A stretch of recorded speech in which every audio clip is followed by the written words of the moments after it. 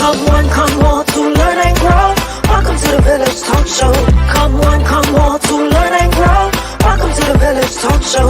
We discuss what people need to know, empowering them to learn and grow. We discuss what people need to know, empowering them to learn and grow. Give praises to Jehovah, from whom all blessing and knowledge will flow. Blessing and knowledge will flow. The Village Talk Show, dedicating to empowering the community to live a healthy, safe, and financially capable life, helping each one of us in realizing our dream at any age, any point, starting from today, day. Success. Come all to learn and grow. Welcome to the Village Talk Show. Come all to learn and grow. Welcome to the Village Talk Show. We discuss what people need to know, empowering them to learn and grow. We discuss what people need to know, empowering them to learn and grow. Success, if not spoken, it is done. Success is done. Come on now. The Village Talk Show. Talk Show. The Village Talk Show.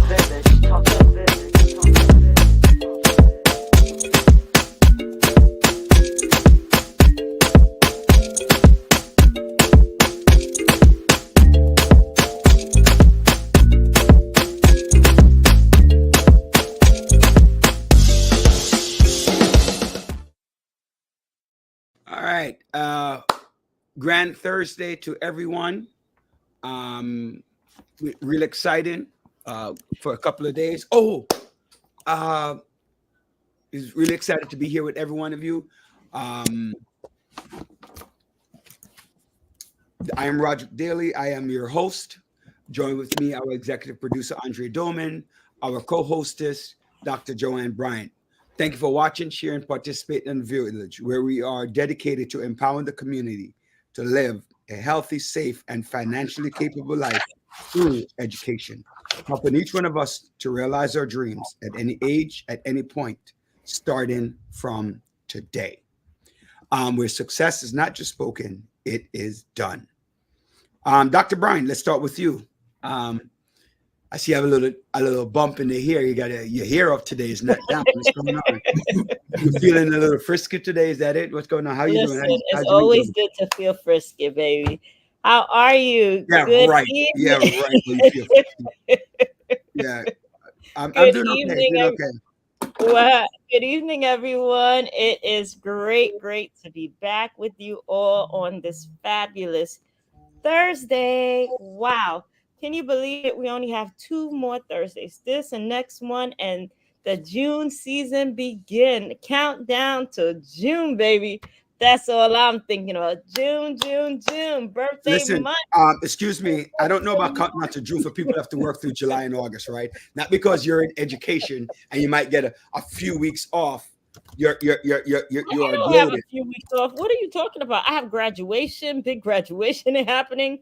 Well, you're gonna spend some money. That's your problem. That's what child is turning 18. So a lot's happening. I'm like, whoo. I hope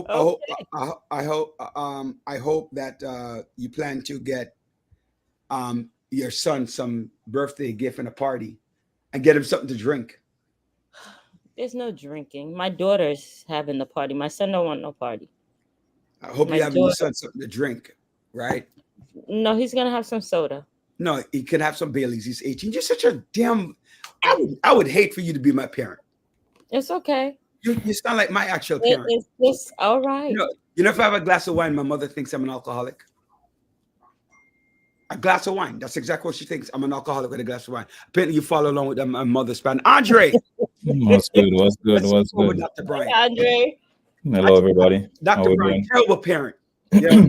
And I'm glad Tracy's not on yet to come tell you how much of a great never parent. Ever say I'm a terrible parent. Terrible parent. Overprotective. Yeah. Andre. What's good, everybody? You do, right? Don't follow parenthood from Dr. Brian. Whatever you do, don't. Hey, I'm not getting into that. I'm absolutely get into that. Listening to you all. Talk Andre, trash. I know I asked you a question how you doing, but before we do that, just want to send a belated birthday shout out to our Stillwater counterpart who are a part of our sponsor, our partner, Felicia Cawthon. It's her birthday this week. Felicia! She turned the big 5-0, and I'm putting it out there because it's in our group chat that she turned the big 5-0. So happy birthday to you. So Andre, I wanted to say something about the big 5-0, but let's go back to Andre. How you doing? I'm doing good, man. Welcome. How's everybody doing? Good to be here. Good to see another day and just really being thankful. Amen to that. And you know what? The season yesterday was it felt fabulous. Today is feeling good. The summer is here, ladies and gentlemen. That's all I care about. The summer. I'm sorry for the winter babies. I'm sorry. We're ready. Listen, go away. The winter babies, we could go skiing and have fun and travel. During our winter months, traveling is cheap. During your months, traveling is expensive, right? Okay. But we lay on the beach. We lay out. Okay, so we could go someplace. Cruises are cheap. I know in January, cruises are cheap. Traveling is cheap. So I'm not even worried about that. You take care of your. By the way, before I forget, before you say anything, today's show is around helping you mentally, right? And what does that look like? So that's how we're starting off. That's how we're talking about vacation and some other things that we're going to talk about that's going to deal with your mental health. Our guest, Deborah, when she comes on, she's also going to address the mental health and some of the things that you can do to help with your mental health. So today's show is around mental health. So what are you doing to do it mentally? So I'm going to start with saying the winter is the bomb because you have options. You have cheap travel. Oh, Lord. Right? You have cheap travel. Let me say it one more time. You have cheap travel. You have. Okay, but you might get snowed out. So tell me about what travel ideas are available right now. So I'm not gonna suggest anybody to go away this weekend. I think we should think about a staycation. Go to the beach, go hang out, take your family to a picnic, go to the park, watch a baseball game, a basketball game, whatever your interests are. Go take in a play. This week I went to Broadway, and how was that? I saw Lion King. This week. It was pretty good. My son plays baseball, so we get a chance to go to baseball. I'm actually traveling to go to baseball this week. But there are a lot of things that we can do. The upstate New York, which is not far. You have Bear Mountain. You can go on the mountain, go camping. You could go to log. Like I went to I went to St. George's, right? And upstate New York, the Adirondacks. There are a lot of places in the Adirondacks to go. Maryland, the Jersey Shore, driving distance, couple of hours, where you're not. If you pack up your family, like I have a large family, so and you have a large family yourself. It's not just you traveling; it's a family of 3. You cut down flight expenses by a few $100s because right now the flights are ridiculous. Amtrak is ridiculous. So you jump in your car, you drive 3 hours, you fill up 2 tanks of gas, food, you book your hotel on Expedia or one of those sites, and you go someplace next to the beach, go hang out. Don't do very far because when you come back on Monday night, Sunday night, the traveling expensive. So ideas, Jersey Shore, Maryland, DC area, Virginia Beach, upstate New York, the Adirondacks. If you're into camping, if you go into White River rafting, if you're into bike riding, those fun things, just walking around. This weekend is the sailors coming into Manhattan for Fleet Week, right? So you can go in and enjoy that. There's so many things you can do, right, without leaving the country, without even going more than 5 hours, right? Make sure you travel late in the evening or early in the morning. Don't travel midday because then you get hit the rush hour traffic and everybody leaving work. So you want to travel early or late. You got to make sure you travel early. You're talking about tomorrow. You're talking about Friday. And in general, even Saturday, because some people are leaving on Saturday. So you want to leave early or late, but never in the middle because you don't want to hit rush hour traffic, right? That's the basic travel scheme that you want to do when you're traveling. So and plan around an extra hour and a half of traveling. Like you plan around that, right? Because everybody's traveling. They expect travel to be in and out of the city to about 6.5 million people will be traveling this weekend in and out of New York City. So you know what? That just the thought of you hearing about traffic is stressing me out. No, but it depends on how far you're going, right? If you like at the airport, you need to put in extra time if you're going to Kennedy, because now they're redoing Kennedy here in New York. LaGuardia looks great but it took them 7 years. Yeah, it's right. Beautiful. So if you around the world, in the United States, they expect something close to about 50 million people to travel this weekend. But this weekend, so people are traveling. Let's not be fooled. People are traveling. They are doing stuff. I know for a fact that I'm traveling this weekend.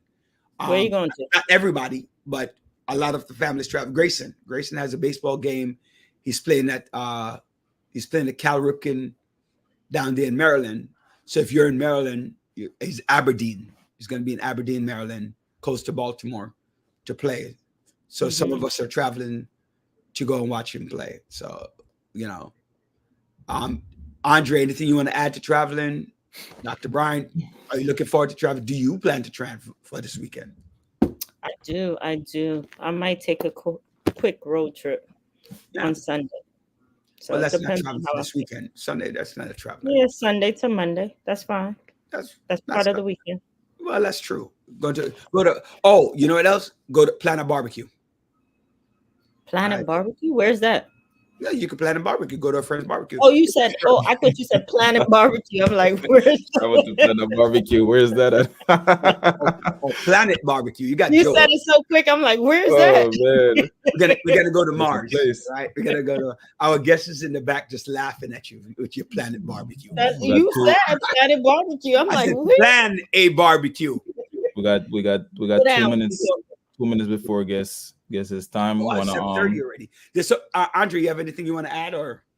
I mean, summer coming up. Start planning. Plan weeks, months ahead, right? So that way you can start really finding deals, discounts, and going back to Roger's comment. As teachers, when we get the holidays, it's so expensive. So in a sense, you have to plan around those holidays. But planning ahead always is always good, right?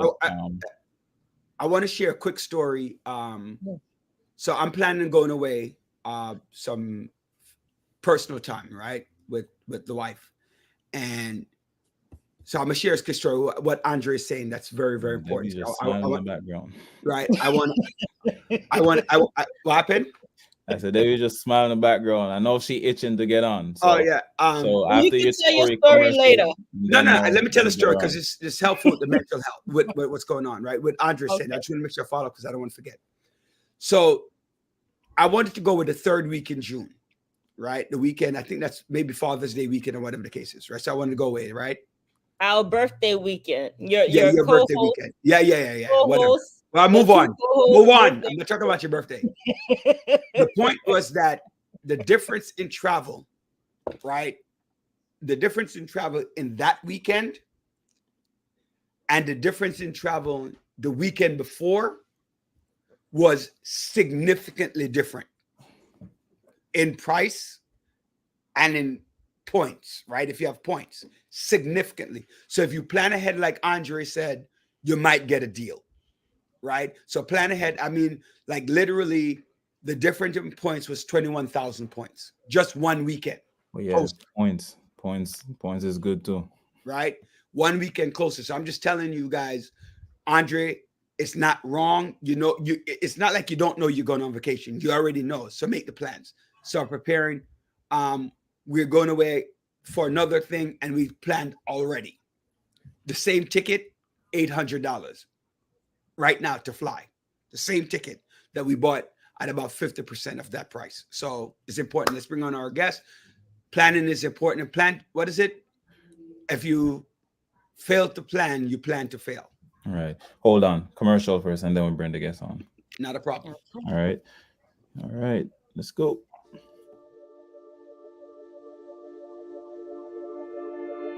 Footprints Cafes now offers Caribbean flatbreads, available in 11 mouth-watering flavors, including favorites like jerk chicken, curry chicken, honey garlic chicken or shrimp, ackee and saltfish, garlic cheese, and more. Our flatbreads are satisfying and can be enjoyed by the entire family. So make it a flatbread night at Footprints and enjoy the fusion of flavors. These flatbreads are so good, you might just have to fight for that last piece. Good thing there's plenty more where that came from. Get yours today from any of our Footprints locations.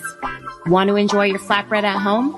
Then order on Uber Eats and get it delivered right to your door. We'll see you there.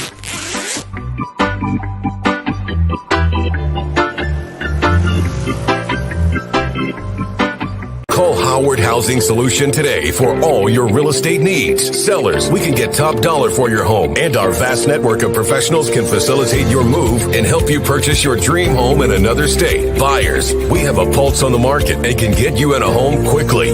Property owners, we can manage your property efficiently and allow you peace of mind. So why wait? Call Howard Housing Solutions today at 646-825-5560 for your sale, purchase, or property management needs. Conveniently located in East New York, Brooklyn. You can come to us at 577 New Lots Avenue, Brooklyn, New York, or we can visit in the comfort of your home. Call Howard's Housing Solutions today at 646-825-5560. Howard Housing Solutions, real estate simplified. Want to get your personal income tax, business corporate tax, self-employment tax, quarterly tax, payroll tax, or sales tax filing done professionally? Yeah. Call U.S. Bear LLC, 718-676-0519, and take the worry out of your personal and business life. Tax compliance issues should be left to the pros. So when you want your business to grow, call the pros, because a successful business matters. U.S. Bear LLC also handles accounting, bookkeeping, business startups, consultation, real estate, and many more services. Call U.S. Bear LLC, 718-676-0519, and ask for Howard DaCosta, CEO, to book a 1-hour evaluation at no cost to you. Take remote control of all your needs, and U.S. Bear LLC will follow your lead. Want to work but don't have a social security number? Yes! Find out about getting a tax ID to pay your taxes. Call U.S. Bear LLC or log on to www.usbear.com. Team up for success. On the air. I'll call you back. Hello, Debbie. Yeah. Hello. Hello. Can you hear It's me? Deborah Dejean. Hi. Let me try to pronounce it. Yes, Dejan. Let me try to pronounce it with the French accent, you know. How you doing? Welcome to the you can pronounce it. I am doing great. It's so good to see you guys and be here. I'm backstage cracking up, laughing. I feel right at home. That's good. That's good. Hey, Debbie, welcome. Welcome. Good to be here. You guys are hilarious. This right here is mental health. Just talking. Roderick and Joanne, they're the Right? comedians, man. You know, so I sit back, laugh with them. Please. Andre, Joanne. would you actually, you know what? I will introduce you, Deborah.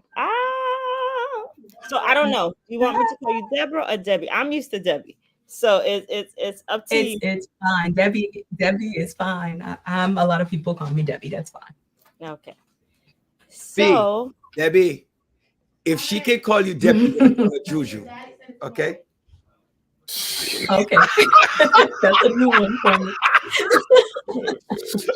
I will be calling you Joanne. All right. No, we gonna call her Juju though. Don't worry about it. All right. you know what? Introduce, because I was gonna be so as kind as to introduce you, but I want you to introduce yourself to our listeners because I have some choice words for Roderick, so I'm gonna stay silent for mental health, my mental health. For mental health reasons. Yes. Hi, my name is Deborah Dejan. I am a licensed mental health counselor and a national counselor, certified counselor. I'm also a guidance counselor in the New York City public school system for over 20 years. So I've been doing this for a long time. And I'm happy to be here. You guys need a couch set up. You need to do like a couch, and we all just need to be sitting on the couch. That's what it feels like. I need to sit on the couch personally because I have to deal with Dr. Bryant all day, you know, so I have to sit on the couch. I have a question. What's an international counselor? What is that? It's just certified all over nationally. Well, you said as international. a counselor. Does that mean that you can? No, national, not international. National. Okay, I thought I heard international. Certified. Okay. Oh, That's no, nice. not So did you have to international. take a test for that? How did you become nationally certified? Well, you apply for it, but to be a licensed mental health counselor, you have to take an exam. And then to be national, you just basically you pay and you have all your credentials already. So you have to be a licensed mental health counselor first before you can be, of course, national. Got you. All right. I appreciate that. And you you know, got some key things. You own a couple of different things, Yes, and you're I'm also the creator of What You're Thinking conversation cards that I will show as we move on. Maybe I can read a few of them that are my favorites. And they're created for adolescents to have conversations, you know, just start conversations with parents, educators, and therapists, actually. But we'll get into that a little later. I need some therapy to deal with Roderick. So how do we start with that? This looks like a lot of fun. I think I can be your your therapist that comes on, look, and gives you guys some counseling in real time. I like it. Listen. She needs to be on the couch. Okay, she has a She has a lot of mental health issues dealing with herself. Look, and then she brings us into it. I think we all we just it's our secret though. We're not letting anybody know. It's just our secret. Listen, we don't want to talk about her so she can hear. We all need our personal mental health counselor handy, right? I think everybody needs counseling. It should be free of charge. I'm glad you said that, right? Because a lot of times, I mean, let's be a little bit serious. A lot of times we talk about this a lot on the show, and I have to give kudos to Dr. Bryant, right? This is her baby, right? It's her baby. Not that none of us on the show value mental health, but it's her baby because she brings it up regularly because we have to take care of ourselves, right? And a lot of times people look to us for that relief, right? And we often ourselves, because we're so used to people relying on us for support, we don't often think about that we might need mental health. We might need that support as well. And there's more questions, but I'm gonna start with the easier question, right? Which is, what inspired you to get into the mental health field? It's such a good question. It's just my love of children. I originally wanted to be an attorney. And then I realized that I wanted to help families because I worked for ACS for 6 years before I did any of this. And I realized that those attorneys don't make much money and they're very stressed out. So then I switched my field because I wanted to help kids. And I switched my field to counseling in the schools. And as I was I needed someone. I had a sister or someone who can guide me. And a lot of kids don't. And my passion for kids, that's really what drove me to it.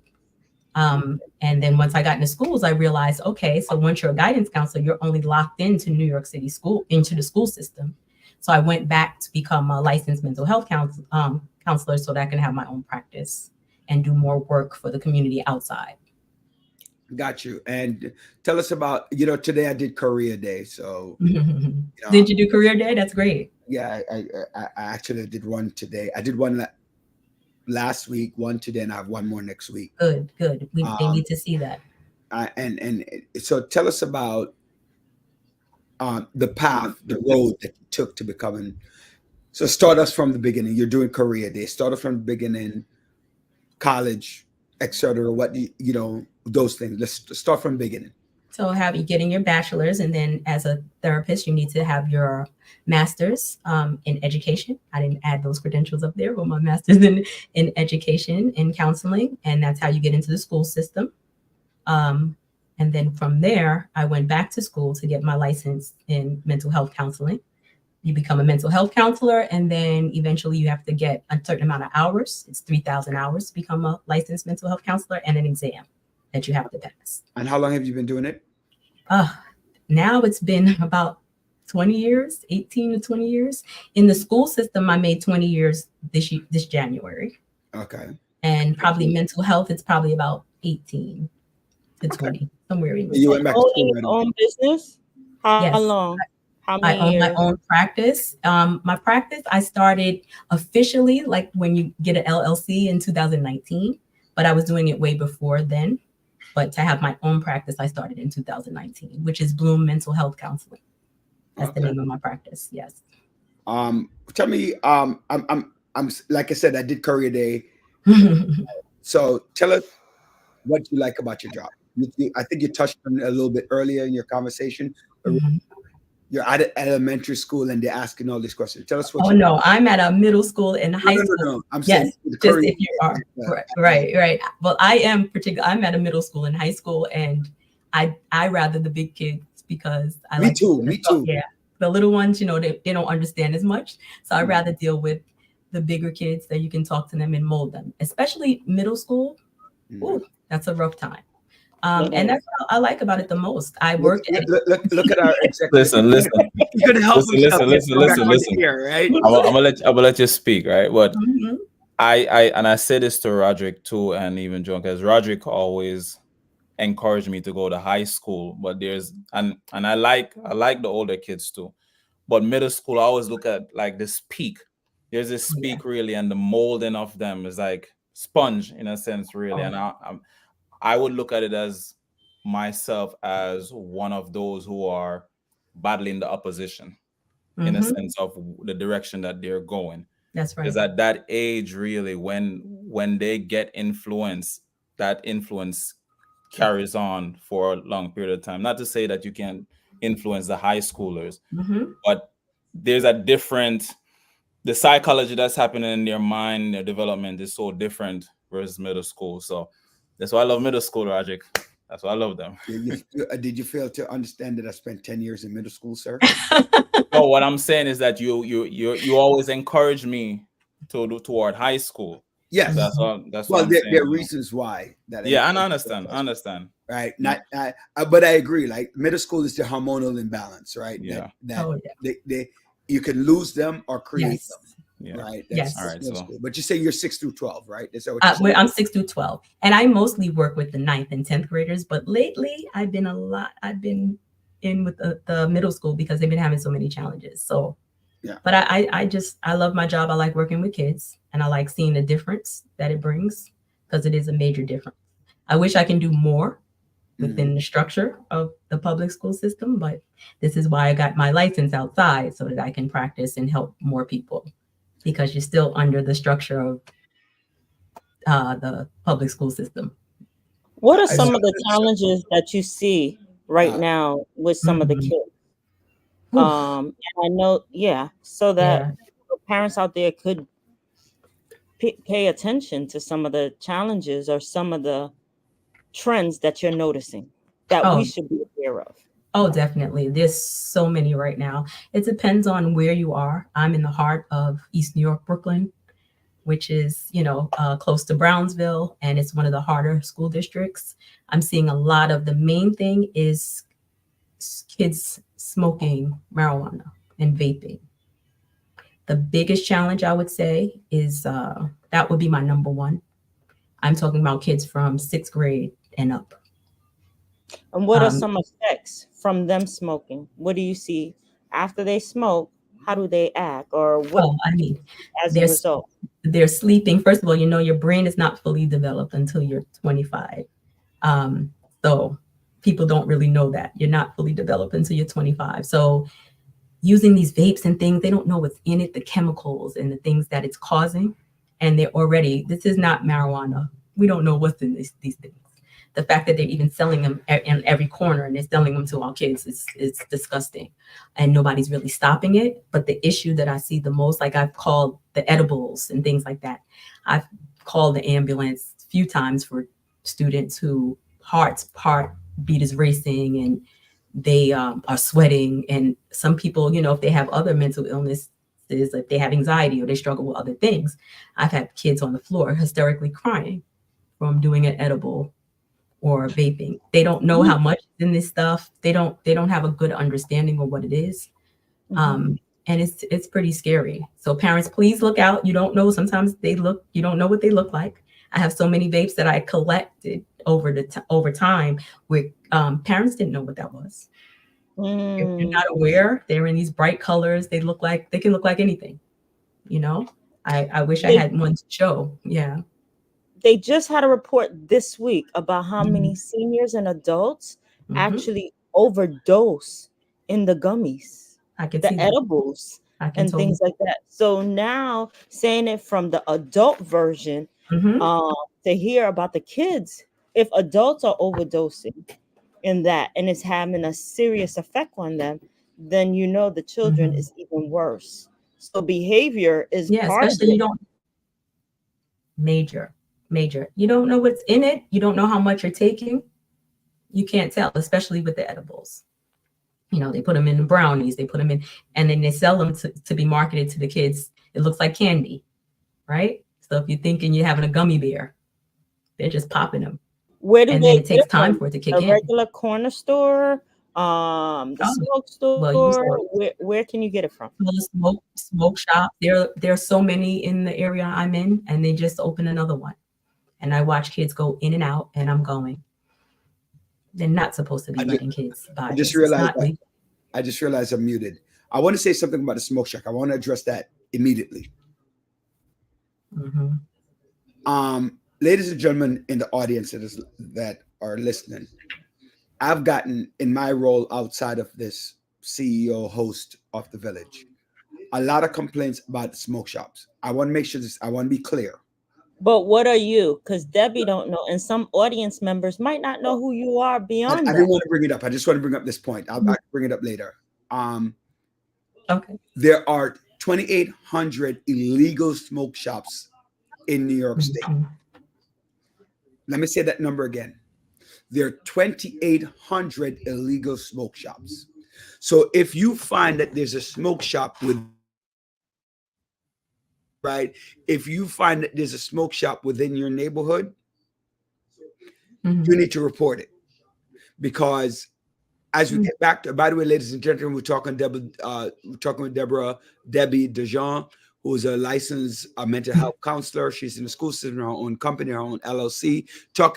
Right now we're talking about the effect of certain drugs and how they can be introduced to our young people, even without your knowledge and even without their knowledge. So I just want to interject by saying that with the 2,800, you as a parent need to be vigilant about it yourself, because whereas marijuana in itself can have a lot of positive effect if placed in the wrong hands and the wrong usage of it, right? It can cause some problems. So we're going to continue with Debbie as she talks about mental health and the effect. She said something important that if you missed it or you overlook it, for our young people who like to smoke, what is that age that the mind is somewhat developed for them to understand so that the effect of marijuana will be less? What was that age again? Because people really need to hear that. Yes, it's very shocking because it sounds so old, right? We say you're mature and you're 21 and you can do all these things, but your brain is not fully developed until you're 25 years old. They think they got it. Yeah. But you're not fully developed. So when you watch a lot of these young adults, that's why they don't, have it all together yet. I didn't have it all together, right? At under 25, and now we know why, because it's not fully developed. It's funny. You have a lot of parents, right, who believe that it's okay, right? Yes. Because you have parents like Dr. Bryant, like myself, who strongly discourage the use of marijuana amongst our children. But you have other parents who like, what's the big deal, right? Yeah. What's the big deal of marijuana? It calms the mind. Ladies and gentlemen, I say this all the time. if you use medicine when you're not ill, right, it has a negative effect. So you use medicine when you're ill or when you're old enough to understand what it is that you're doing and not just what you think you're enjoying yourself with. I hated that smell. Debbie, thank you for bringing that up. And it's so true. Roderick, I'm going to go back to brain development. People don't know. Yeah. They think, you look on the outside, hey, they're adult at 18. They're adult at 17. They're all developed. No. 25. 25. So that's the magic number. Remember that, parents, is very important. And another thing with the vaping and things like that, there's no smell. So when you have the edibles and then the vaping and there's no smells, they're doing it in school. They're doing it a lot of places because you can't, they might have a light smell, but it doesn't smell like the marijuana, that you would when people smoke. So, a lot of the schools are struggling with that as well. Inside the building, in the classrooms, in the closets, in the bathrooms. Yeah. So that's another major problem.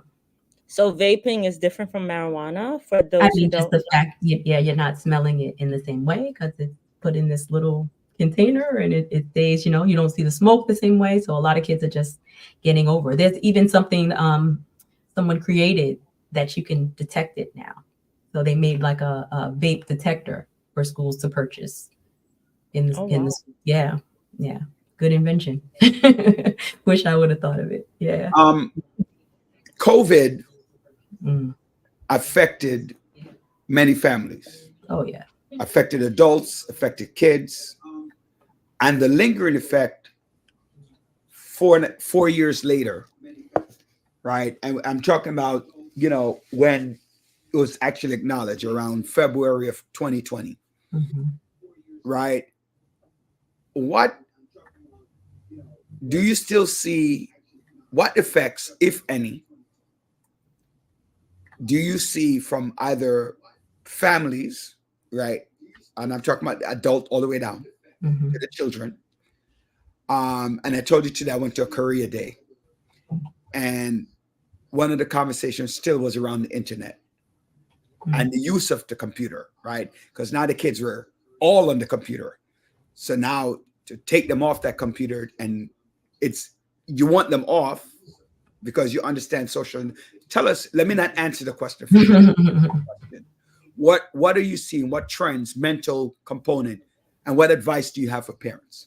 Well, just a lot of since COVID. Yeah, that trend is not going to end. They are basically right. The computers, everything is on the computer now. It's just learning how to be safe with it and not being addicted, because that's what you kind of see now. The addiction to these things, right? The addiction to the phones, addiction to the social media. They had so much time to just be on phones and do these things instead of being in class, really, and learning, that COVID did a whammy on students. It's really, it's going to be a really long-term effect moving forward. With even work, they're so behind. I can imagine now what these regions are going to look like when the kids are testing. I'm so curious to see what the scores are like, because remember, kids who were in middle school now before COVID, they were in elementary. So they missed that whole pertinent time of education and learning. And I just find that so many kids are really, really far behind. It's a deficiency. And I don't know if they really planned for that. They also came back very angry. The first year after COVID, it was the worst year ever. Kids were really, really angry. They didn't know how to get along. They didn't know how to socialize. They didn't know how to just be around people. They had so much anxiety that people didn't think about. And it was something else. You're laughing, Joanne? I'm laughing because I think they were mad being with their parents, and the parents are mad being with their kids. So now you have a combination of anger that came from, you have angry parents, angry children who couldn't see their friends, who had to be stuck with their parents, had to do class with their parents, and that's the worst. And we didn't realize, like, you think about people who have the luxury of being in their homes, right? How blessed we are to have maybe your own room or just share with one sibling. But you didn't think about the kids who don't have that luxury, who are stuck with 8 people in a 2-bedroom apartment. Could you imagine? Outside, right? Right. You know, the other thing that we're not looking at, especially in your district, and you know, where the one I represent here in East Flatbush and part of Remsen Village and so forth and so forth. Violence. Oh yeah. Because coming out of COVID, you had a lot of murders, you had a lot of violence, you had a lot of people economically strapped, right? Because people were losing their jobs left and right. Now the economy is getting a little bit better, but the disadvantages for those 2-3 years, you know, I was having a conversation with somebody, with a very good friend of mine, and I tried to explain. I said, if I'm making $100,000 10 years ago, and you just start making $100,000 right now, my $100,000 has gone a very long way. I'm able to buy a house, I'm able to buy a nice car, because you're not able to do that. So the economical impact of parents being out of a job, right?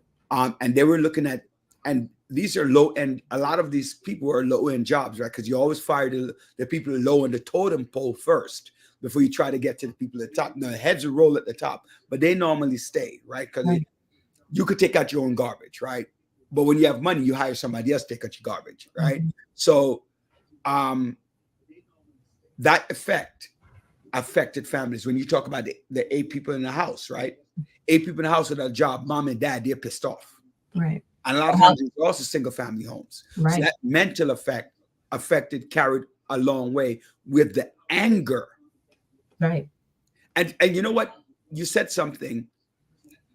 Middle schoolers can't explain that anger. They just know they're angry. They just know they're angry. Because remember, anger is your primitive response. Yes. Anger is your basic response, right? That's why when you're not emotionally developed enough to explain other emotions, that's the point of teaching mental health, right? There's other things besides anger. You're frustrated, you're hurt, you're sad, knowing different emotions. And our kids at that age don't know that. So they're coming back from COVID. All those feelings were wrapped in one. They lost grandma. They might have lost grandma and grandpa. A lot of people, those essential workers, were their parents. Yeah. Right? In my family, for me, right, me personally, that was the height of my sickness, right? My audience already know that I have cancer. That was the height of my sickness. I could see I lost an aunt, right? I lost an aunt. My wife lost an aunt. She lost her brother, right? All coming out of COVID. Now, my kids were affected by that. Imagine those kids. Right. Or seeing mommy and daddy in an event, and the image of seeing, even if they survived, right? Seeing mommy and daddy, grandma on that ventilator, can't breathe. You can't say hello. You can't go in. Why? But I spent all this time with grandma and grandpa. Why I can't go in the room, right? That effect. Not being able to say goodbye, not being able to have a funeral, not being able to have so many. It was so many things that affected their mental health, and we're all still struggling. You can feel the effects. You can definitely still feel the effects of it. Yeah, you know, I remember having to explain to my children, you know, what was going on, and I remember June of that year, I was in the hospital for close to a month. Right, I remember it because I went in on the day of my wife's birthday, and I stayed through the entire July. And that time, my brother-in-law, he didn't die of COVID. He died of something else. And then I began to see people dying around me. And I just, like you were talking about, you know, what's the family and stuff like that. What do you say to a parent as a counselor? You're having this conversation. They're looking to you for answers, right? So tell us about some of the things that you want the parent to think about, right? Because it's never, your answer to me is never the answer for Dr. Bryant, right? Your answer to Dr. Bryant is never the answer to our executive producer, Andre. What are some things that you want parents to look at, or families to look at, children to look at, as you come in? I just basically, right, and you want them to try to understand even what mental health is. A lot of parents, that was one of the things, like people don't believe in, especially people of color, people from different backgrounds, right? Caribbean, you don't go to counseling, you don't tell people your business, you keep it in the family, and you stay quiet.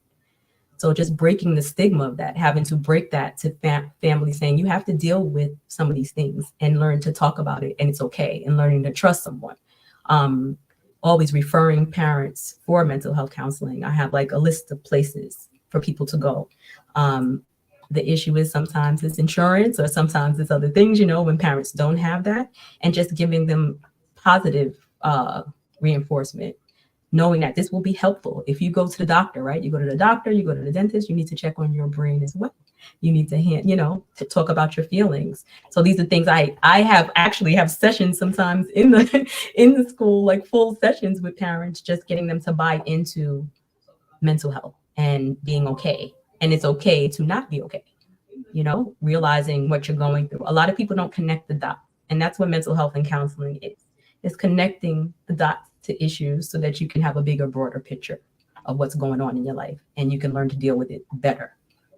So yeah, just basically trying to have them buy into counseling is what I do a lot of, especially in my community. Talk about the functional modality treatment piece that you do to help those parents deal with that issue. Yeah, so I mean, for me, I work a lot with CBT, which is cognitive behavioral therapy, and it's more just getting parents to change the way you're thinking. A lot of mindfulness I do, which is learning how to meditate and breathe. Like even when my kids come in, just learning how to breathe and calm down, right? Strength-based therapy, which is pulling out your strength. What are the good things, right? And working off of that. So in counseling, for school, I do a lot of group counseling, and I do individual. So all of those are modalities, but those are the ones I've used the most. I'm more eclectic though. I pull from a lot of different things because again, like you said, Roderick, everybody's different, right? So everybody can't use the same exact treatment. It's always going to be a different thing for people. So all depends. But even in the school, we created a wellness room so that when kids are upset, we took a closet, put lights in there and a big cushion beanbag chair and aromatherapy. And we have like my cards actually are in there for kids to go in and play. We have games in there, but it's small and you don't understand. We put a little bit of music on, like meditation music, and the lights are dim and you can see the wonders. I think every school should have one. How kids can go in, they're allowed to leave class. They can get a pass if they need a minute and stay in for 5 to 10 minutes if they need to, and just sit. And you can see how they calm down. Teachers are welcome. Anybody's welcome to go in. So little things like that, right? Those simple things that you can do just to relax and learn how to gather your thoughts. I hope I answered the question. Yes, you did. I'm seeing that more often, that some places are creating a wellness room, and it's like, okay, yeah, I see. I noticed that there was pillows, but you explained it's a way for the kids to relax. And it's open to everyone, open to teachers. It's open to whoever needs it. It's open to people who may need to pray during the day. It's open for all those things. And it's so necessary. And you can see, if I can show video of kids, how their mood changes immediately just going in. The lights are blue. So it's just a calming effect. All of this is good for your mental health. And sometimes you can't get to therapy right away, right? So you need those little things that you can reach to that calm you. For me, it might be a cup of tea. Some people, it's their coffee they go to. Some people, I always say, have your simple things that you can go to when you can't do anything else. If you need 5 minutes of quiet, sitting in the car, not playing music, all those things are definitely good for your mental health. And little ways that you can, just tips that you can use to calm down. Your meditation balls, like, you have those squishy balls that you can roll in your hand, right? I use those all day for myself personally. But a lot of times after COVID, that meditation, the wellness room became necessary. Yeah. So very quickly, how do you come up with some of the conversation cards that you came up with for kids? Well, I Can you noticed. show it? Yes. I know I didn't have a place to put them on. So these are the conversation cards. They're 100 cards in a deck, and they're made for kids, adolescents. I put an age, but what I'm finding is I shouldn't have had an age on it, because what I'm finding is that some kids are a little more mature than others, because I made them for adolescents, but I'm finding even younger kids are fine with it. So I came up with the concept. Maybe I can leave it back here so people can see it. I don't know if that's too far though. Yeah, that's kind of far. How about you just read? All I have. How about I feel like Vanna. I feel like Vanna Black, right? Those are my cards. What made you come up with it? I came up with them because I work with also with therapists, new therapists, and I'm their supervisor. And that's another part of mental health that you can get into. So I supervise the new ones who are getting hours, and they work under my license. And I find that a lot of people have, so many more kids are in therapy since COVID. And therapy is, as the kids say, it's popping. It's a waiting list. You can't get in right now. It's like a club that so many people, you can't get in. So I created the cards because working with those therapists, I realized they didn't have the tools. I know how to ask certain questions to get information from children. And, children don't open up. Most of the time, they don't want to be in therapy. They're going to therapy because they're forced to be in therapy. It's rare that children want to go when asked to go, even though that's becoming more common as well, but it's still not, usual. So kids are usually dragged to therapy. So they sit there and they're like this, right? And they're like, I don't want to talk. This is like an adult talking to me, stressing me out. Sounds like my mom. And they're going to go back and tell my mom everything I'm saying. So the cards were created so that you can learn to have a conversation that's just fun, but you can get information out of them. So even just looking at a few of mine, these are just a few of them, right? These are some of my favorite questions, if you don't mind. Right. So, and you know what? I agree with you. You should have never put just adolescent, because I actually shared it with a couple of my colleagues, and it works well with restorative and even adults.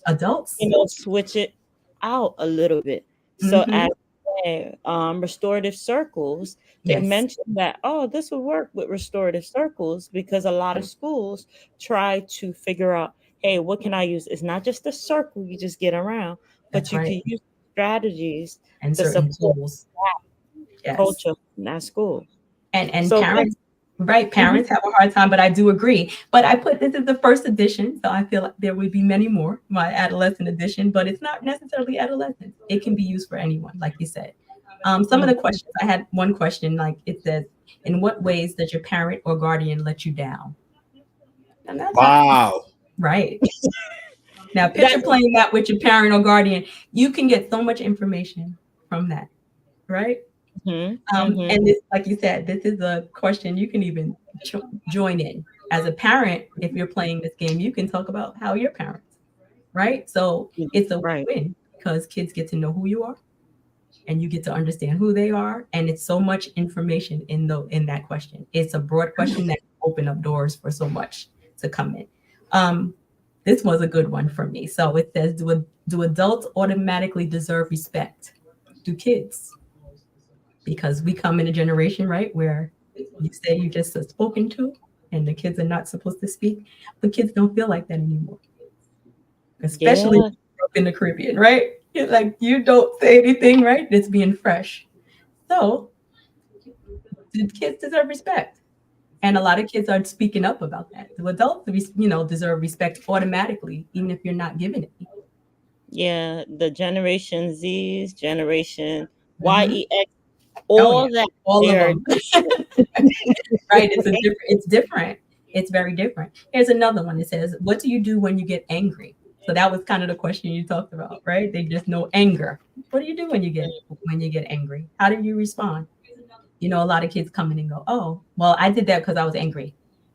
I said, that just having an emotion doesn't give you the right to do anything you want to do because you're angry. So they're teaching moments. It's good for parents. It's good for educators. It's good for and therapists. I have whole families that play. I have video upon video that people send me. that play with your family, and some are adults, you know. I would think also that growth mindset is also into this. Even when you were thinking about it, you were Yes. coming up with the idea. Um, have you had I guess not extensive, but moments with students when you're using the cards with them, wherein kind of like walk them through ways they could do something different, like how you just ask, what do you do when you're angry? And they're like, oh, I did it because I'm angry. Right. So that's right. So that's where the teaching moments all come in. So definitely was meant for growth mindset and to see different perspectives, right? And each person can get a turn. It depends on, you can play and there's no rules of how you play, right? So sometimes if I'm having a group that's mandated, I'll go around and I'll talk to each kid and everybody will answer. And kids will say, well, you know what I used to do when I was like that? And then they can feed off of each other, right? So it's not always the adult telling them what to do. And then I can always give perspective. So what's a better way? Because it's always nice to ask, what's a better way you can could have handled that? Right. And it makes me even think about restorative practice. Exactly. Right. A space where they can feel the sense of comfort, like I can share openly and not feel like any feedback is criticism only. Is it constructive, valuable? Can I use it? In a sense. And they can be vulnerable they can be vulnerable while they're playing, because it's just open forum. You're playing a game. You know what I mean? There's even fun questions in there that are not as serious about TikTok or Snapchat, you know, or if you only had one meal for the rest of your life, what would it be? And we have fun off of those things too. So it's a blend. You know, speaking of oxtail, rice and peas. There you go. That would have been a good one too. You know, that's my own personal mental health. Food. He's true. All he does is eat. And thank you, our listeners, for watching and joining us this evening. So if you're just joining on, we have Debbie Dejan that's talking about mental health and how we can deal with Roderick. Help us to mentally deal with Roderick. You know, I say jokingly about the oxtail, rice and peas, but on a very somber, sad note, that was my sister's last meal. About, you know, 1 week before she passed, she never said another word. She asked my godbrother, Carl, that she wants some oxtail and rice and peas. Rice and peas. And that was her last comfort food. Yeah. And it's ironically funny because when my sister just came from Jamaica, her favorite food was dumpling. So she came up and she's like, I remember her saying that in 1984, exact, like I was 12 years old and she was 5. And actually, she wasn't 5 yet. She was actually 4 because she was turning 5 in a couple of days. And she goes, I don't eat rice, I eat dumpling. To hear the change, like she goes, I want oxtail and rice and peas, because I don't know about, we didn't eat that in the West Indies. Nobody ate oxtail. Nobody ate oxtails in the West Indies. We ate like chicken, pork, and whatever we were fed. So that the whole, you know, and you hear your last meal, and people think of different things, right? Like, and what is it that they want to eat? But the question becomes, why is that important? I mean, I shared my story. This is why it is important to me, right? Or why maybe it might not be my meal, but when I think of it, I think of why it would be important. I like how you throw the questions in, because I believe that you're allowed to think, right? You know, you think about your parents, you think about yourself, you think about your own ideology, right? And it doesn't matter your age. No matter what age you are, you have an ideology. It might change the older you become, because your life experiences have caused some changes, right? And as you get as old as myself, or older, you might become a little bit more rigid. But as you're younger and you begin the process of thinking, And again, goes back to Andre's and your point, right? Why middle school age is so vital and important, right? Because that's the molding period. It's funny because I have a question in there about food and what's your favorite food? If you can only have one food for the rest of your life, what would it be? Right. And just things like that get people to talking, right? Yeah. So say we were in a session and someone said rice and peas and oxtail, and that might bring up something for another kid, right? Say that had a similar situation like yours. And then look how that broadens. Okay, so this is how you remember your sister, right? Every time you eat this is how you honor her. So many other things can come out of that conversation that you would be surprised where it can go. Yeah. So that's the point of just sometimes it's just plain simple question, but it can go there, which is it's great. So it gives them a chance just to open up about so many topics.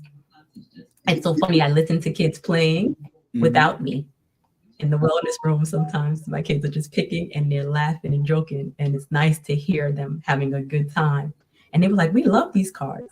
And then to say that a Black woman, I created those, and they're like, oh, "You created something?" You know, they're amazed that you could create something. So it's been really joyful. It's been great for me, and I can't wait to make more. You know, one of the positive relationships I had with my students was making them understand that I was them. Like, again, I refer back to Korea Day today, right? I was like, you know, I was 9 years old too, you know, and I became 9, then I turned 10, then I kept going until I got to 52, right? Really? And they're amazed. And then the other thing, like I like to remind our students, hey, you know what? We all have problems, right? Everybody has a problem. My problem is not your problem, right? So for me, it might be my hairdo, but for the person who's hungry, they don't care about the hairdo, right? To the person who, you know, fights in school, kids fight over a chair, right? They fight over a chair. And sometimes you ask, why would a student fight over a chair? And then you realize they're home. And at home, we talk about the 8 kids, and you don't have a chair.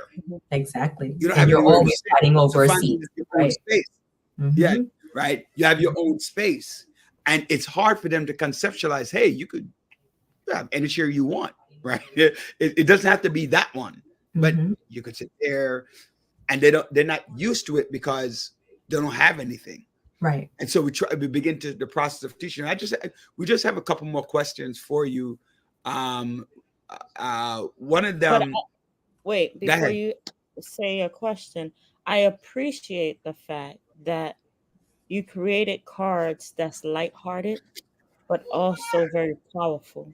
So not only can a therapist pick it up, but a parent could pick it up. You know, hey guys, let's have some talk as a family, and say, hey, let's sit down and just have some fun, so that, you know, I could discover what's hidden or what is happening behind the scenes from my kids or anyone else. You know, that was the purpose, and I appreciate that. And you have been such a big supporter of them. Joanne has my back, which I love, and I totally appreciate that. But that is exactly the point, because sometimes you don't know what to ask. I'll tell you this: Jalen and Araya, my niece and nephews, were here during the summertime. They live in Florida, and we were playing the cards. And the 7-year-old, she's 6, 7, she enjoyed it because she wanted to talk. Yes. So many times kids just want an opportunity to share what's happening, and they don't have that opportunity. Maybe not at school, maybe not at home, but just to be heard. Just to be heard in a fun way, right?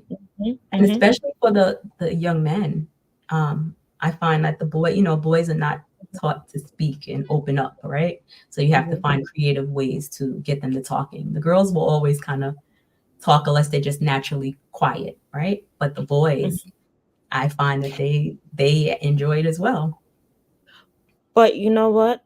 I appreciate it because research, just recently I was hearing that a lot of our young people, Black, college students are creating, they're committing suicide.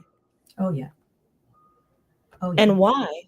We don't have, it's unfortunate, but if we could reach them, then maybe they don't have to. Right. And just for them to see that connection that, hey, you don't have to go that extreme to be heard. That's right. And so many people, even again after COVID, the numbers have went up.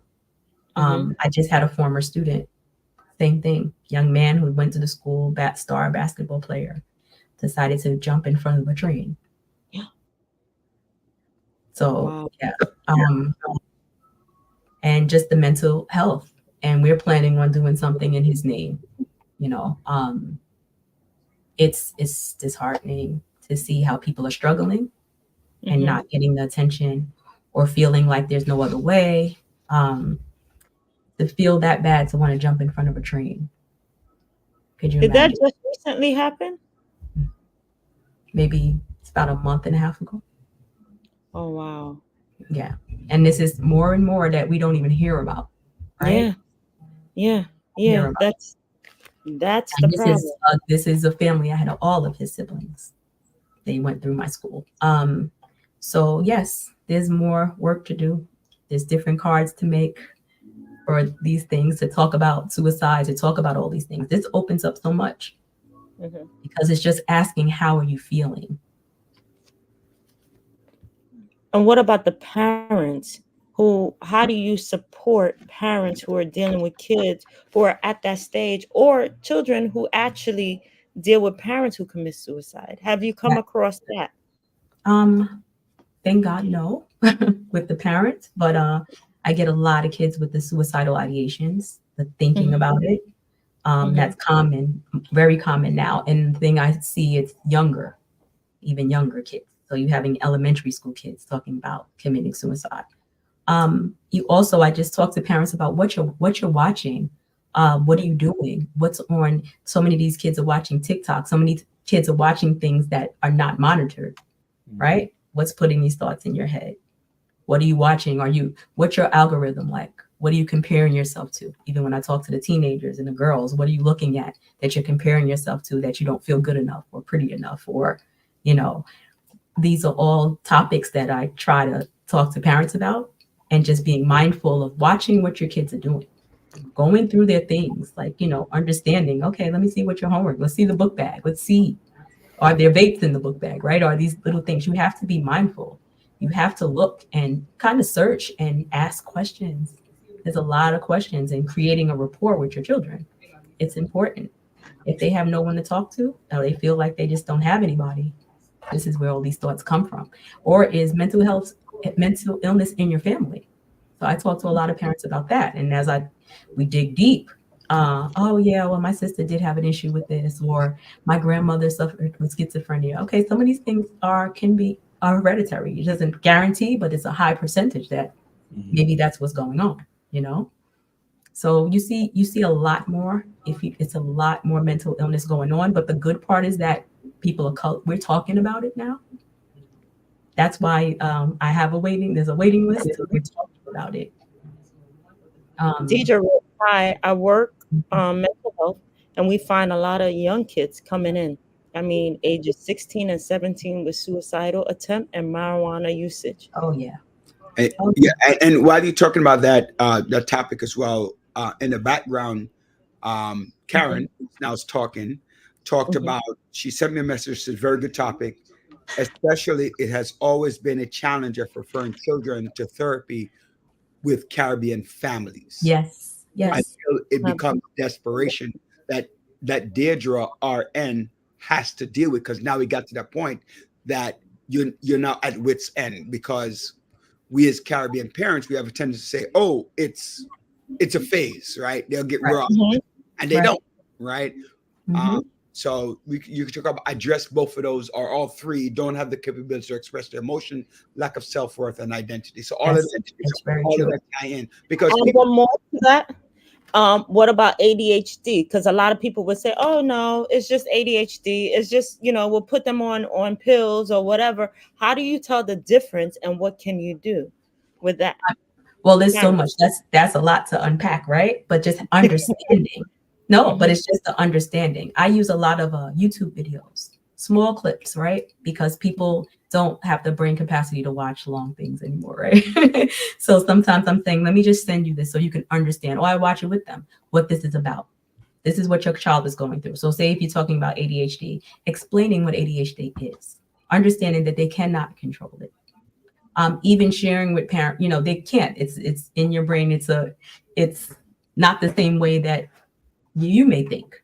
Their thoughts are racing. They can't focus. It comes up in so many different ways. So I can't say it comes up differently in different people, but explaining to them what it is.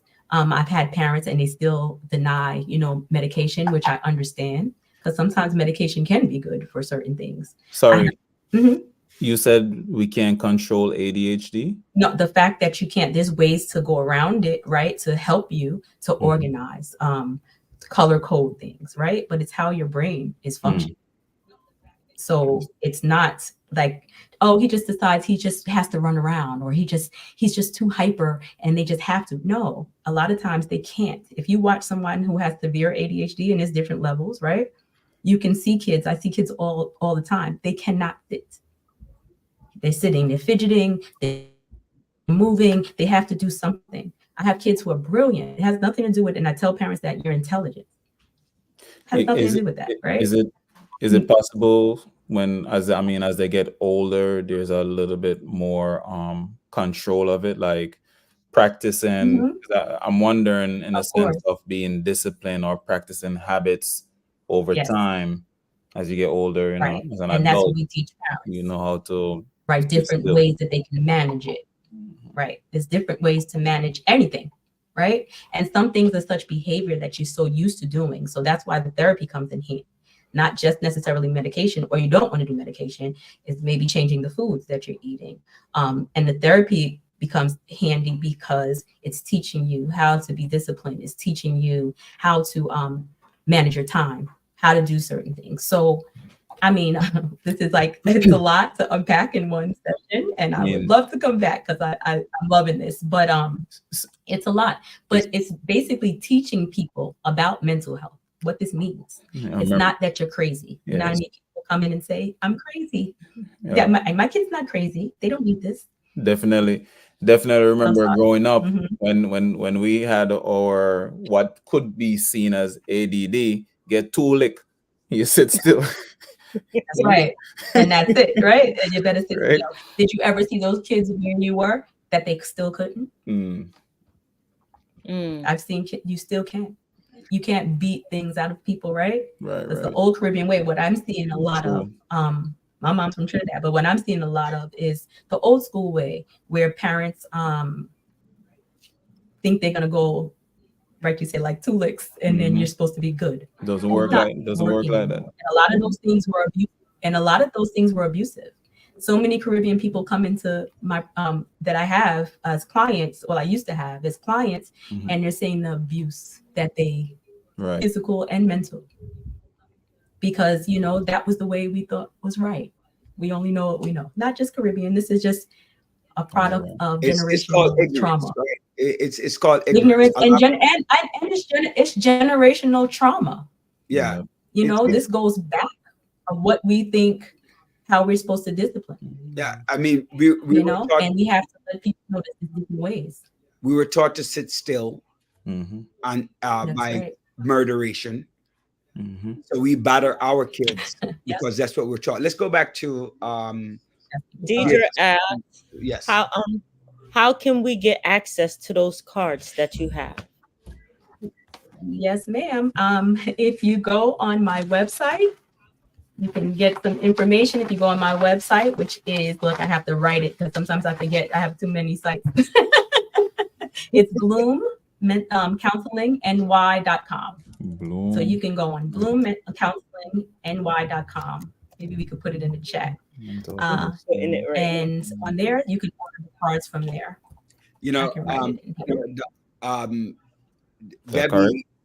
Debbie. Is that correct, Debbie? Look at the screen, Debbie. Oh, you put it in? Yes. Look up. Yep. Oh, thank you. You're fancy, right? Thank you. That is perfect. That's correct. All right. Debbie, I want to thank you for the opportunity to have this conversation around mental health. Oh, yeah. Obviously, just like you said, it takes a lot to unpack about what it is that you're talking about, working with those kids. Like you see, Deidre says, these are conversational piece. What Deidre and Karen brought up, identity, self-worth, emotions. So having those cards or having conversations about it in a fun, creative way to get down to the deep part of what's the root behind it is important. Yeah.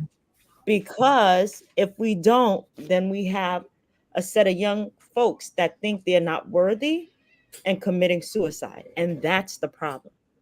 Right. We can't and allow making that. more generation and creating more generational trauma, right?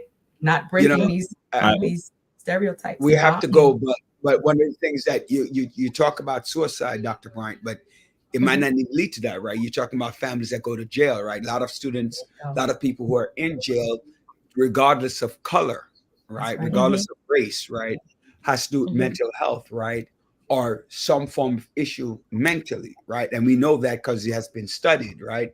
So, and the trauma that has a long-term effect on a family that doesn't have a mother, that doesn't have a father, an important uncle, an important aunt, whatever, whatever role that person, a role model, right? That you look up to.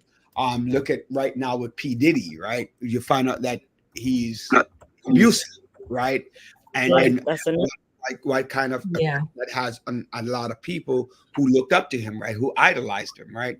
I mean, at this point, even the mayor is thinking about, I mean, I'm not diagnosing him. I don't know him to diagnose him. But from what I see on television and what I see in the media, you sense that there are issues around being abusive and mental health, whether it's something that he grew into, something that was not addressed when he was a kid, something that we thought was okay. So the long-term effect and the issue that how it can affect other people. That's right. Generations. Right. So I'm sorry. And I realize you have Bloom Mental Counseling. So it's no mental. It's just Bloom Counseling NY. There you go. I realized that's a good point.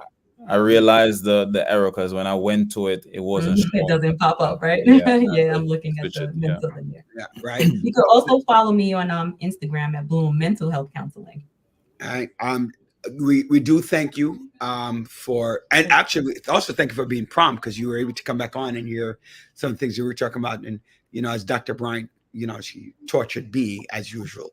So I want to thank you for that and thank you for the opportunity to hear you at least for a little bit. And for those of you, please go to her website, become an instant Instagram follower, and hear some of the things that she's talking about. This is important. So thank you again, Doctor. Again, I'm going to call you Doctor. No doctor. So you know. No, you know what it is. Let me hold them up again, guys. Look, this is what it looks like. And just Rudy, did you sign up for mental God.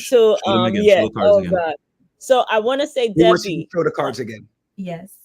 I'll have you in the spotlight. My nephew who's in Florida logged in because he was one of the I see already. I can see my phone blowing up. It's going I appreciate it. I appreciate it. So my nephew who's in Florida, he said, hey, I hope you guys are okay. But he's logging in. He's one of the players of the card, just so you know. I love it. And give me some feedback. Jalen. I need feedback. Okay, this is my Jalen, first. you heard that. Give me some feedback. So this is my first endeavor with something like this, creating something for mental health, and I want feedback. Congratulations. Congrats. So I appreciate you guys. Keep doing this good work because these topics and these things are so important in our community. We have to talk. So I really appreciate even just being here. Thank you for the invite. And I'll be back anytime I am asked. Definitely. Yeah, I appreciate you guys. Thank you so much. We're waiting for version 2 for especially for Roderick. Yes. Tracy Bell said, "I'm for it." I see they're asking him to sign up already. Okay. Yes. Thank you so much. Thank you guys, and have a great long weekend. Yes. All right. Bye-bye. Bye-bye. Roderick, you muted. Pretty sure you wanted to say something. Tracy, I thought we were friends. I appreciate it, right? I thank you, Tracy. And the funny thing is, I thought of you too, Tracy, that you need some mental health yourself, right? So we both need, because you have some, when you get mad, when Tracy gets mad, right, you just get out of her way, like just move. I'm bad, but she's worse, right? Right, Miss Bell? All right. Love you too. So let's kind of like hit on the market stuff real quick, and Yes, then we'll go to the please next thing. do. That's So for a lot of our listeners. Go. yeah, so last week. Wait, before you do that, Andre, it's just a spin, right? We're still talking about, man, because one of the things that we spoke about, some of you missed some of the session, but there was a certain level of financial lacking that happened during COVID and before, right? So Andre, so we talked about at the beginning, we talked about vacationing, right? Relaxing your mind, especially and doing family vacation. Now Andre is going to talk about a little bit about some kind of financial stuff that you need to look at and how that can help you with your families. So I think it was in 20, I'm trying to remember, 21.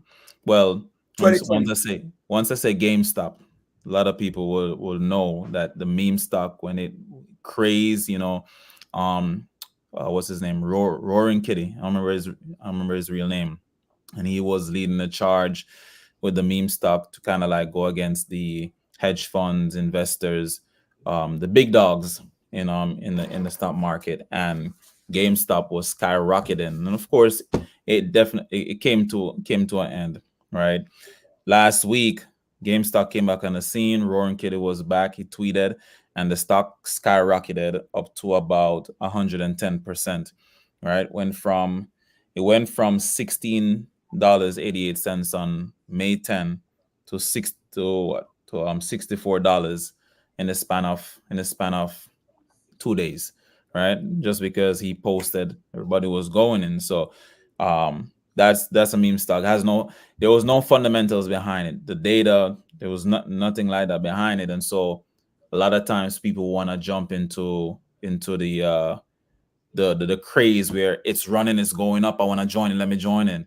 But that's when you get hammered, right? And so you have to be mindful of those right there, the psychological play. So that's GameStop. On the other hand, we have company like Nvidia. I know, Roderick, we talk about that since since COVID. Yeah, since COVID. Remember, I was talking to Garcia, and she was just like, "Yeah, this one's gonna go up," and they just hit $1,000+ yesterday after reporting their earnings beat. They raised the guidance, expectations were beat.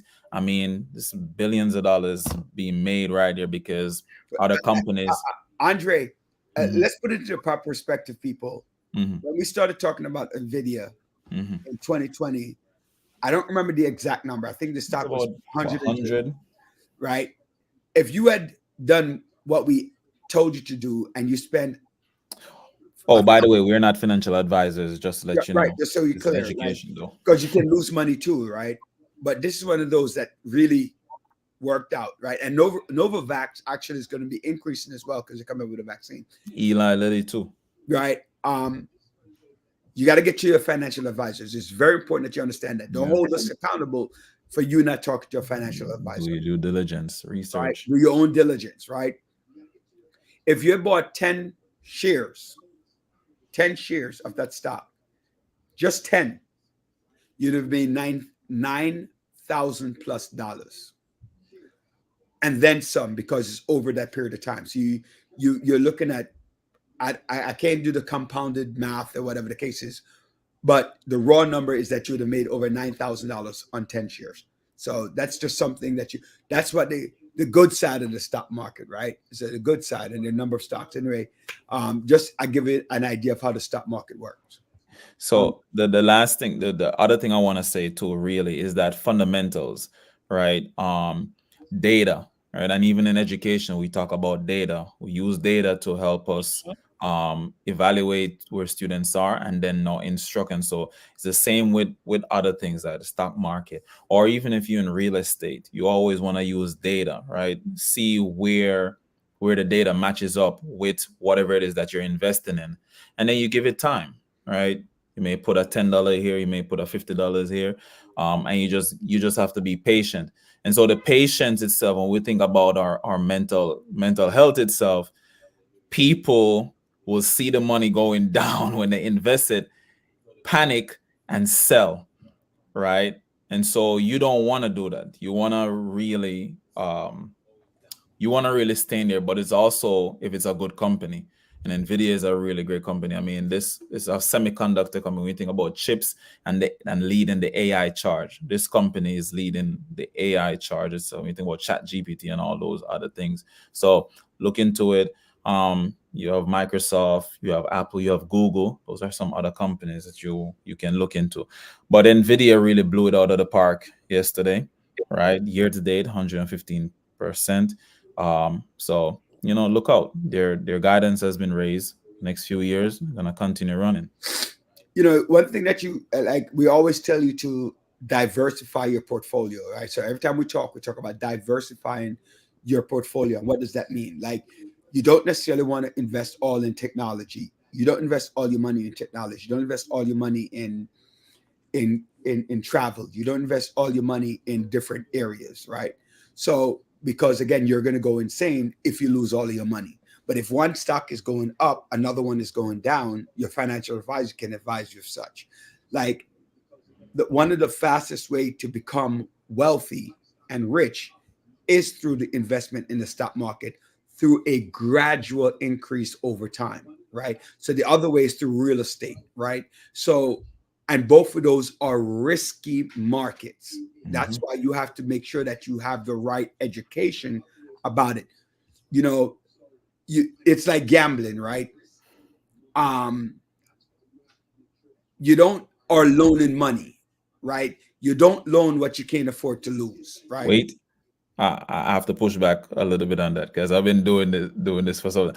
Gambling is when you go in there hoping. Right? No, wait. What I'm saying is, I didn't get it like that. You're right. Okay. What I'm saying is, like, when you gamble, you spend $300, right? And you're saying, I'm good in. I know exactly what's going on. I know the scheme. Yeah. And I'm probably going to win, right? Yeah. The hope, you're hoping. Right. With the stock market, it's a little bit more, right? It's a little bit more. You have more research opportunities at your advantage, right? That you can use. It's not, one-on-one betting. Like, I'm going to bet Andre and dominoes and I'm going to beat him, right? And I'm going to bet $300, right? I'm going to bet $300 against Andre because I'm a better domino player than Andre. That doesn't mean that Andre won't beat me, but Andre is not necessarily going to bet $300, or if he bets $300, he's doing the hoping thing, right? Whereas I'm not really doing so much of a hoping because I play dominoes and he doesn't. So in a game of 100, I'm more than likely going to beat him a lot more than he's going to beat me. Okay? So it's the same thing with the stock market. Analyze what you're doing. So we talk about Nvidia. Many years ago, we talked about stocks that are splitting, right? Why some stocks split and why some stocks don't. Nvidia right now, you buy one share of Nvidia, one. It's going to split in a 10-to-1 split, so that one share is going to become 10 shares, right? When we spoke about Tesla, what is Tesla right now, Andre? Can you look? 175. How much? About 175. No, it's 173. 173. When it did its split, it was down to, and it was a couple of years ago, it did a split, and we spoke about it. It was a little bit under $120. So it went all the way to 135 about a month ago. No, but I'm saying on the split, when they did this, I think it did a 4-way split or 8-way split or something like that a couple of years back, right? What is Microsoft now? Because they did this 4-way split. Microsoft is oh sure, it's not in my watch list here. Microsoft is 427 right now. Right. So if you had done, was it Microsoft or Apple that did the 4-way split? One of them did the 4-way split. Apple. Could have been Apple. Let's check Apple before we get the faulty. Well, one of them did a 4-way split and it got down to $100 and something on the 4-way split, right? And had you owned, let's say you bought 10 shares, right? That would have been 40 shares, right? That's what it would have been if you had bought it at before the split, because before the split is at a certain price and it goes up. What happens is the stock goes up in price, where it doesn't become affordable. And so the owner of the company, It was Apple 4 for 1. Yeah, 4 for 1. It So, was Apple and what is Apple share now? Right. So 186. 186. 186. 186. So if you had bought Apple 10 years ago, 5 years ago, 10 years ago, or 5 years ago, you'd have paid a certain amount of money. On the 4-way split of Apple, now you own 4 shares, and it was at 121 or thereabouts, a little bit over 120. That means that you'd have made about $80 something so far on your share, and that's not looking at dividends and not looking at interest and not looking at the fluctuation of the market, right? Tesla, same thing. Tesla did a multiple splits, right? Tesla was up to, I think, $3,000 at one point. So if you had bought it young, one share, when it did the first split, then it did a second split, you own a whole lot of shares, and now you have a whole lot of money. Just like we talked about with the Bitcoin, right? So even if you own it, Bitcoin is still, I think I looked it up a couple of weeks ago, Bitcoin was still on the rise. Andre can look that up. I think it was on it's on our watch list. It's Bitcoin as well. Louis Vuitton Moet. It might have leveled off, but if you had bought it when we told you, you'd have made money. The air travel, you'd have made money. Not all the stocks. There's some stocks that like Plug, that massively collapse. But if you diversify the portfolio, you would not have feel the effects of Plug, because your gains on the other stocks would have been significantly greater. So do your homework, do your research. A lot of us have kids going to college, put that money away. I always talk about not investing in a bank. Your bank is for saving. Saves an account is 3 to 6 months. Checking is for paying your bills, and even that minimum basis, so you don't pay the bank. What does it call it? What do you pay, like $30 in? What do you call it? If you don't have the right amount of money in there, right? You pay, what is that called? The bank fee, whatever you call it. Overdraft. No, if you don't have the minimum amount of money that they require, they charge you certain amount. Insufficient funds. Oh no, that's like it's a fee. It's a fee. It's some sort of fee. It's a fee. Yeah. It's insufficient fund. If you overdraw your money, you have to pay. Yeah, insufficient like fund. If you don't have enough, they're gonna charge you, and you'll be paying that $30. So let's say the bank says you need $500 in your balance. If you drop below $500, they charge your fee, whatever minimum balance fee. That's what it's called, minimum balance fee, right? So you pay that. So you just have to be very cognizant about how you invest in or what you do with your money, and have different things, not just your 401k, your TDA, your this, your that. Stocks is too risky, because if someone loses their money, that's on them. Everything is risky, right? Everything is risky. But if you want to make life, is about risk. We as people of color, we don't like to take risks. And then we wonder why we don't have as much wealth. We like to play it safe all the time, right? While we complain that Dick, Tom, and Harry has millions, we're the same age. We went to the same school, right? Their parents did the same thing my parents did. Why do they have money and we don't? And because we don't like to take risk.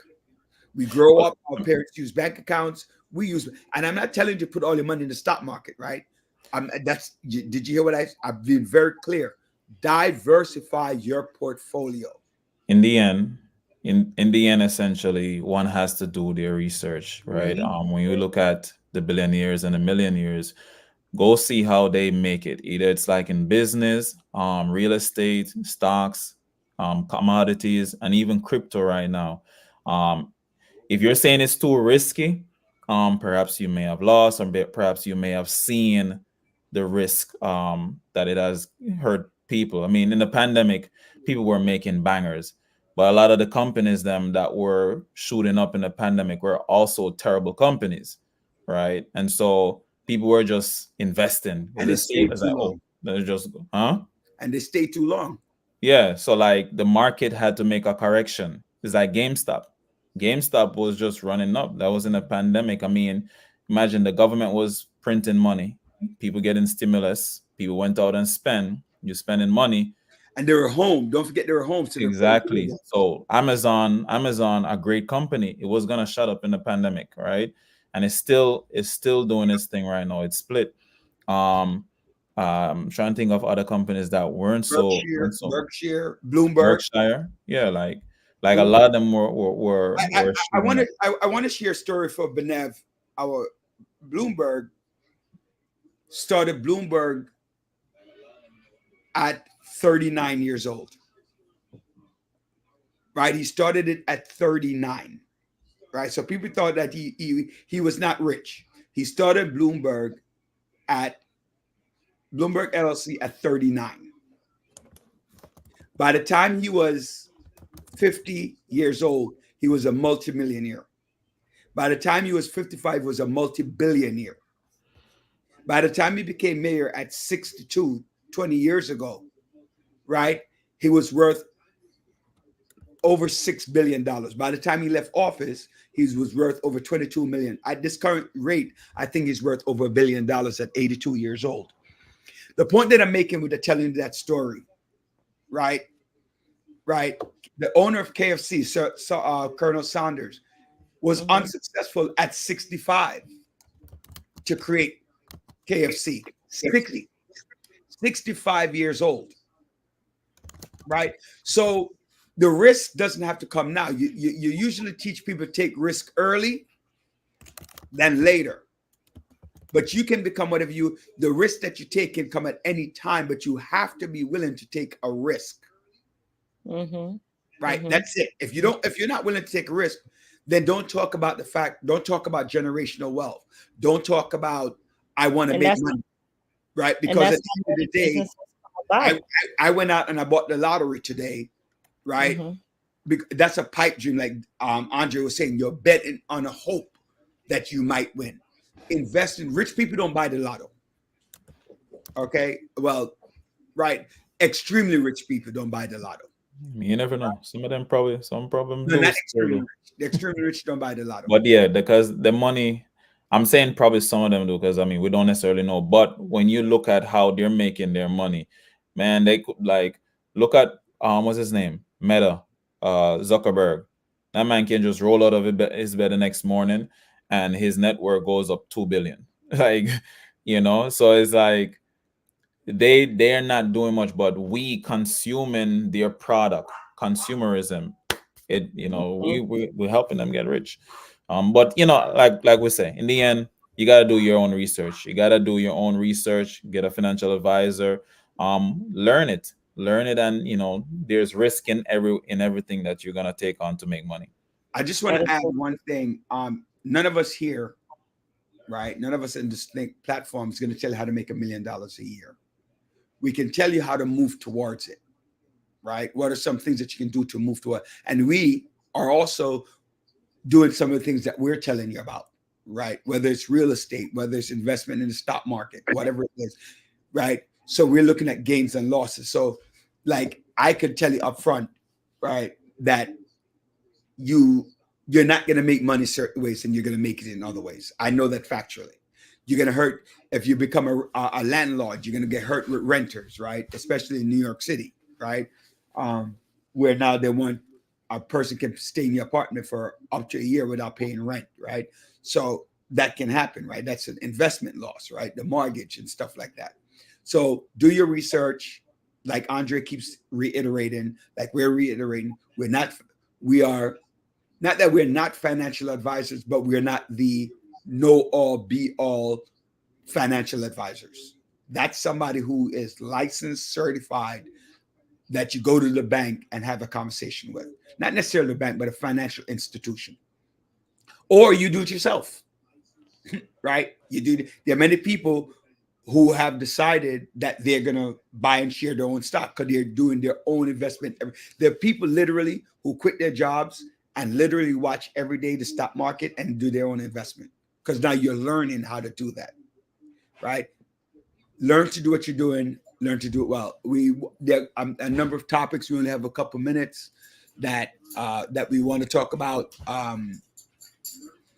The one thing, big thing, P. Diddy's in trouble, right? Man, he's in trouble. Another lawsuit. After that video came out with him kicking Cassie, he just had another lawsuit. He apologized for it, but I think the apology is. It wasn't to her; it's to the audience. Yeah, I don't think he's sorry, right? I don't think he's sorry. I think he's sorry he got caught. Yeah, Sorry, Denied. You know, it's like I tell my students in class, "Are you really sorry that you were talking?" Because as soon as I tell you stop talking, focus on your work. I turn around, you start talking. You're sorry for the moment, right? Okay. Right. And you know what she responded? She said that, she hoped more people would believe some of the victim when they say that they are abused.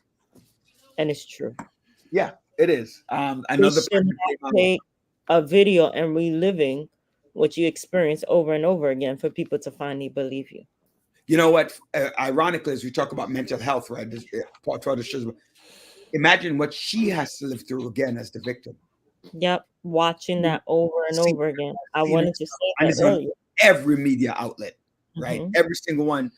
CNN, Right. which is seen by millions of people, right? But she has to own it, right? She has to own it, like become that advocate of. And I tell people all the time, most crimes don't happen from random strangers. Most crimes and most negative behaviors happen from people that you know. We hurt the people that we know the most, and not people that are strangers. Like we commit crimes within our own communities or within a short piece. That's true. Also, like today, I was reading about 3 people who actually got indicted. They're going to be spending life in jail. A business partner that went wrong. One of the individuals was working. It was I can't remember, an Asian individual who had a partner. He went his separate ways, started his own business, and because of jealousy and anger about that, he asked his nephew to commit a crime, and his nephew actually hired people to kill him. He died in 2019, and they found all of them guilty. They'll be spending life. But was it worth it? Because you got upset. That's your competition now. So, like you just mentioned, some crimes is from people you know. So be careful who you have around you. That's true. There's so many things happening. We got like 1 minute. Check it out. Check out things that are happening around you. Giuliani, he's now, they found him. They served him and his co-conspirators. They served him on his 80th birthday. They served him on his 80th birthday. The Trump was caught in a couple of lies.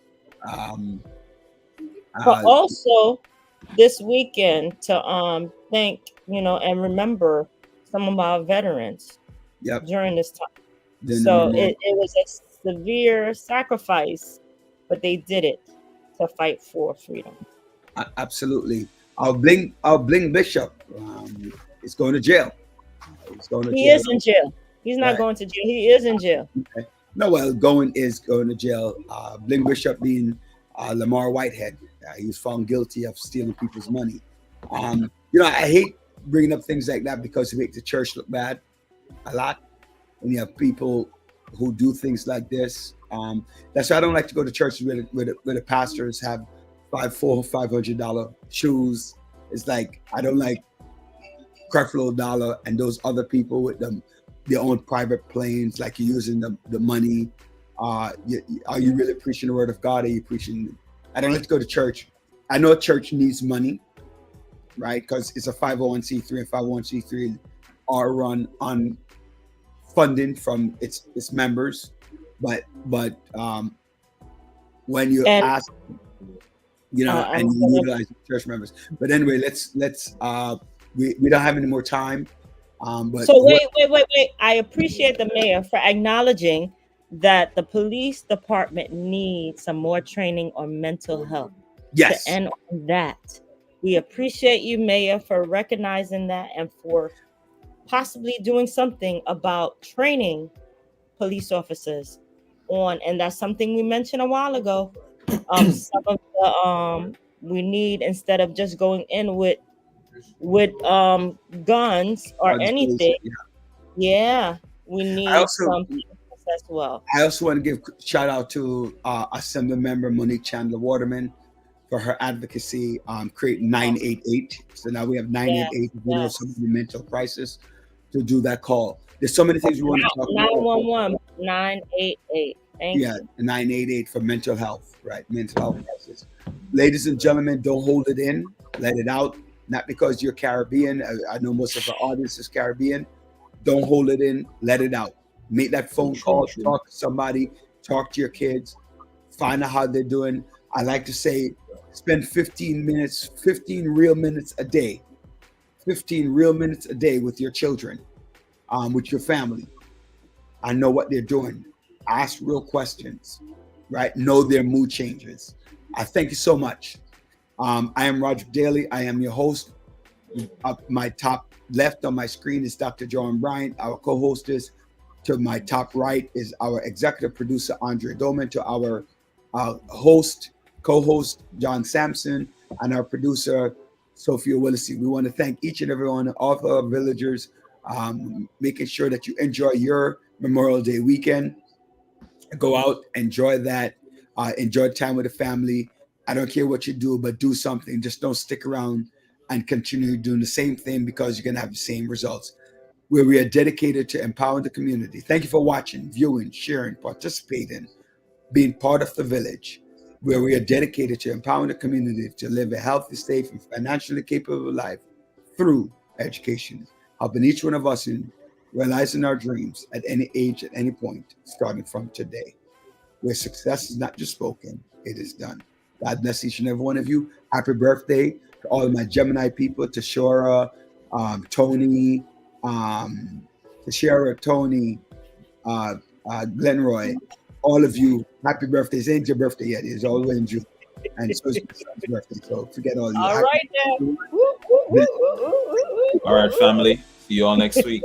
Peace. Have a great weekend. Bye. And do your homework.